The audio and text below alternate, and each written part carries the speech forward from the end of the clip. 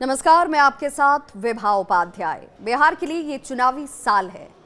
अगर आपने पूरे इस टर्म को देखा होगा तो ये चुनाव हुए अक्टूबर या नवंबर में अपने पूरे टर्म को ये कंप्लीट करता है, और अगर सही समय पर चुनाव हुए तो ये वक्त होगा अक्टूबर और नवंबर का। लेकिन राजनीतिक गलियारे में चर्चाओं के बाजार को देखेंगे, जो राजनीतिक घटनाक्रम को देखेंगे, तो जानकार से लेकर विपक्ष फिलहाल यही कह रहा है कि चुनाव समय से पूर्व हो सकते हैं। तो सवाल ये कि क्या सचमुच बिहार विधानसभा का चुनाव समय से पहले होने जा रहा है? इस आशंका के पीछे का आखिर आधार क्या है, वजह क्या है? आखिर वो कौन से संकेत हैं जो इशारों में ये कह रहे हैं कि सत्ता पक्ष समय से पहले ही चुनाव कराने की तैयारी कर रहा है? बिहार में विधानसभा चुनाव समय से पहले होने की चर्चा पिछले ही साल से शुरू हो गई थी। आपको याद होगा, साल 2024 में हुए लोकसभा चुनाव के वक्त से ही ये चर्चा रुक रुक कर होती रही। इन चर्चाओं ने अब जोर पकड़ लिया है। हालांकि इसका कोई आधिकारिक आधार तो नहीं है, लेकिन जो संकेत दिख रहे हैं उन संकेतों को विपक्ष सवालों के जरिए खड़ा कर रहा है। सिर्फ संकेतों से ये अनुमान ही लगाए जा रहे हैं कि अक्टूबर और नवंबर में होने वाले चुनाव से पहले ही बिहार में विधानसभा के चुनाव कराने की तैयारी की जा रही है। अगर ऐसा हुआ तो अप्रैल या फिर मई के महीने में चुनाव हो सकते हैं क्या, ये सवाल है।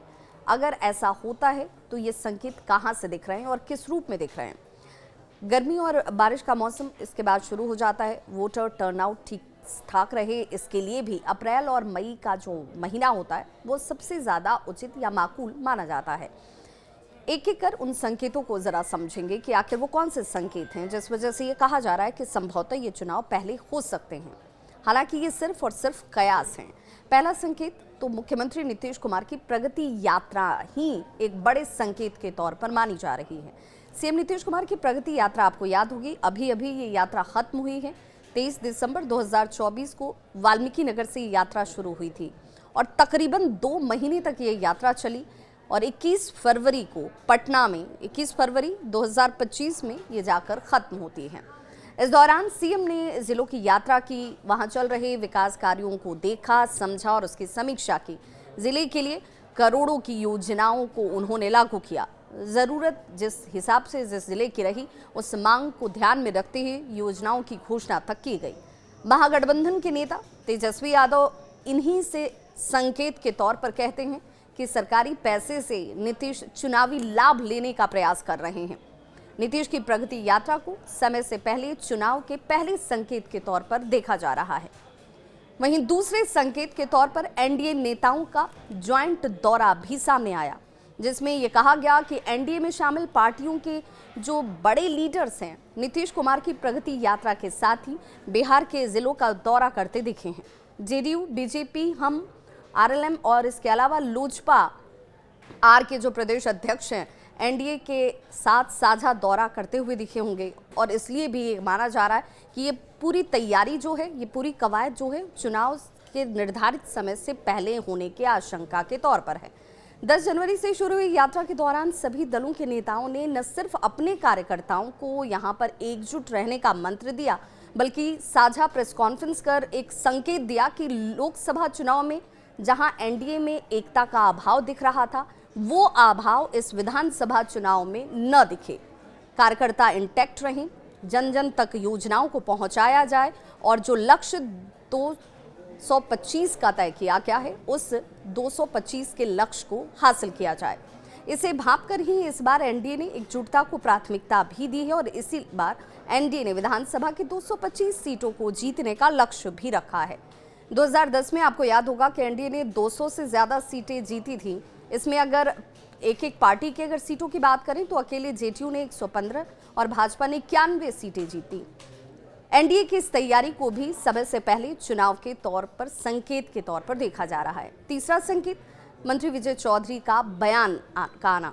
नीतीश कुमार मंत्रिमंडल के ये वरिष्ठ सदस्य हैं और जेडीयू के वरिष्ठ नेता भी हैं। एनडीए चुनाव के लिए पूरी तरह से तैयार है, ये बयान उनकी तरफ से ही दिया गया। उन्होंने कहा कि अगर समय से पूर्व चुनाव होते भी हैं तो पूरी तरह से एनडीए एकजुट भी है और इसके लिए तैयार भी है। जेडीयू ने अपनी भी पूरी तैयारी कर रखी है। उनके इस बयान में नीतीश कुमार की प्रगति यात्रा के बाद पटना में जैसे ही यात्रा समाप्त हुई, उसके बाद ही ये बयान आया। सीएम की प्रगति यात्रा पहले की यात्राओं की तरह ही सफल रही, ये उनका बयान दिखा। नेता प्रतिपक्ष तेजस्वी यादव के पेट में मरोड़ उठ रही है, ये विजय चौधरी कहते नजर आए। चुनाव समय पर होगा ये हमें लगता है, लेकिन अगर पहले हो भी गया तो उसके लिए हम पूरी तरह से तैयार बैठे हैं। चुनाव जब हो जाए ये फैसला चुनाव आयोग को करना है। इसे भी समय से पूर्व चुनाव के संकेतों के तौर पर देखा और समझा गया। पहली बार एनडीए के जो नेता हैं उनमें से किसी की तरफ से और वरिष्ठ नेता की तरफ से इस तरह के बयान सामने आए थे और इसीलिए इसे भी संकेत माना गया।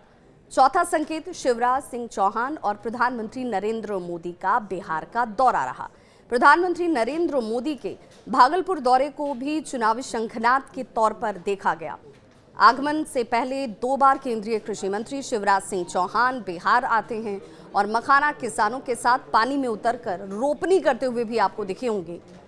कहा जा रहा है कि ये जो तस्वीरें हैं वो तस्वीरें राजनीति में बहुत कुछ संकेत के तौर पर पहले ही बता देती हैं। इन तस्वीरों को भी ऐसे ही देखा और समझा गया जानकारों की तरफ से। पीएम मोदी ने भागलपुर में किसान सम्मान निधि की किश्त जारी की थी। सवाल ये भी उठा कि इससे पहले भी ये किश्त जारी हुई है, लेकिन बिहार का ही चुनाव क्यों किया गया, बिहार में ही आकर ये किश्त क्यों जारी की गई, ये कहीं और से भी जारी हो सकता था और इसीलिए इसे भी संकेत के तौर पर ही देखा गया। तेजस्वी यादव के तरफ से भी सवाल खड़े किए जाना और अपने लिए भी चुनावी तैयारी करना 5वां संकेत दिखा। तेजस्वी यादव को भी समय से पहले चुनाव की ऐसी आशंका जाहिर हो रही है। उनको ये लग रहा है कि भाई कहीं ना कहीं ये लोग चुनाव समय से पूर्व करा लेंगे और इसीलिए चुनाव आयोग पर भी उन्होंने उंगली उठा दी। कह रहे हैं कि चुनाव आयोग केंद्र सरकार की कठपुतली की तरह हर बार काम करती है, इस बार भी काम कर रही है। कोई फर्क हालांकि इससे आरजेडी या फिर महागठबंधन को नहीं पड़ने वाला है। चुनाव चाहे जब हो जाए, महागठबंधन इसके लिए पूरी तरह से तैयार है।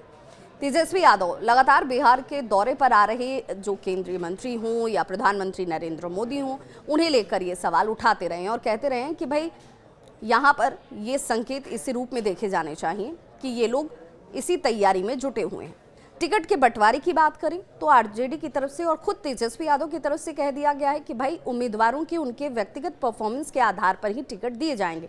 जिसकी जितनी पैठ, जिसकी जिस जाति पर जितनी अच्छी पकड़ होगी उसी के अनुरूप उसे टिकट दिए जाएंगे। किसी की पैरवी नहीं चलने वाली है। छठा संकेत बजट के बाद इसकी घोषणा को भी माना जा रहा है कि हो सकता है कि बजट के बाद इसकी घोषणा कर दी जाए। अब ये कैसे होगा, तो ये मानकर चला जा रहा है कि अगर समय से पूर्व चुनाव होते हैं तो इसकी घोषणा विधानसभा के बजट सत्र के बाद हो सकती है। बजट सत्र की शुरुआत भी हो चुकी है। दूसरे राज्यों में चुनाव के दौरान जिस तरह से राजनीतिक दलों ने रेवड़ियों को बांटा, ये माना जा रहा है कि इस बजट में भी ध्यान रखा जा सकता है। वैसी घोषणाएं नीतीश कुमार भी बजट में कर सकते हैं। अब फोकस में कौन कौन से लोग हो सकते हैं, तो ये घोषणाएं अगर की जाती हैं तो इनमें महिलाएं सबसे पहले होंगी, युवा उसके बाद होंगे और साथ ही साथ बुजुर्गों को लेकर भी क्या नीतीश कुमार कोई बड़ा फैसला इस बजट सत्र के दौरान तैयारी के तौर पर देखने को मिल सकता है। हालांकि सियासत के ये संकेत क्या सचमुच सही साबित होते हैं, ये तो भविष्य तय करेगा, लेकिन समय से पूर्व अगर चुनाव हुए तो ये शंका जो है वो सही साबित होगी। इस खबर पर क्या है आपकी राय, बताइएगा जरूर। मैं आपके होस्ट और दोस्त विभा।